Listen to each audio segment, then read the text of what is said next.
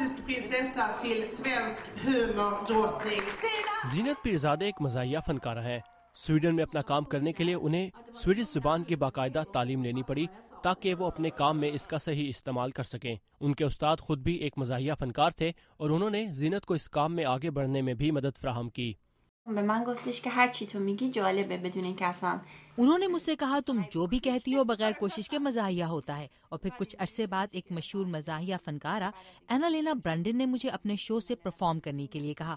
مجھے مزاح کے بارے میں زیادہ پتہ نہیں تھا اور نہ ہی میرا ارادہ اس طرف آنے کا تھا.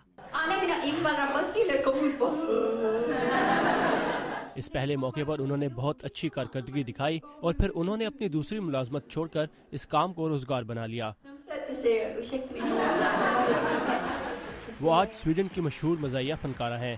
انہیں سویڈن میں سال 2010 کی بہترین مزاحیہ فنکارہ کا ایوارڈ بھی ملا ہے.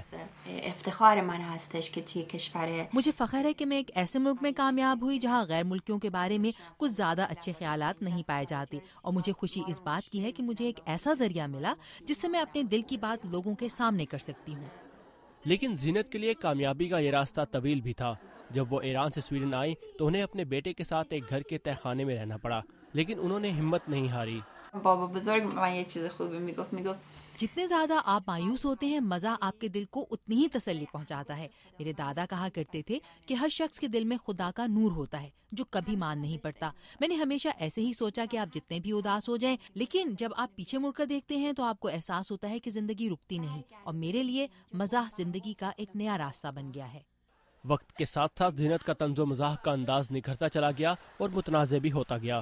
مگر مخالفت کے باوجود زینت نسلی تفاوت اور خواتین کے حقوق کے بارے میں بات کرنے سے نہیں رکتی. خودم دیگه خجالت کشیدم سالهای اول آدم روی صحنه اسٹیج پر کچھ وقت گزارنے کے بعد مجھے شرمندگی سی ہوئی کہ میں معاشرتی مسائل کے بارے میں بات کیوں نہیں کرتی جبکہ میرے پاس اس کا موقع بھی ہے. میں نے سوچا کہ یہ کرنا میری ذمہ داری ہے ورنہ تو میں اپنا وقت ضائع کر رہی ہوں. وہ اپنے وقت کو نہایت ذمہ داری سے استعمال کرتی ہیں. 5 بچوں کی پرورش کے ساتھ وہ اس وقت 3 مختلف کامیڈی کلبز کے ساتھ کام کر رہی ہیں.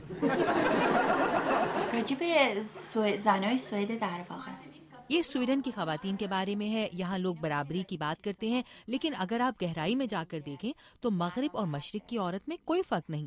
میں اپنے کام میں انہی چیزوں کے بارے میں بات کرتی ہوں. I mitt land om man är lätt på foten och man är lite slampig då blir man stenad på torget. Här blir man programledare.